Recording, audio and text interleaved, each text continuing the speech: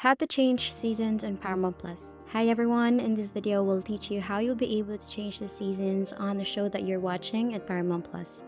All you have to do is make sure that you're logged in into your Paramount Plus account, and all you have to do after that is to navigate to the show.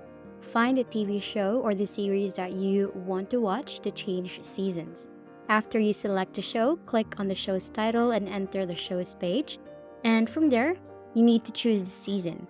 You can look for an option to select different seasons, and this might be displayed as a drop-down menus, tabs, or a list along with or above the episodes.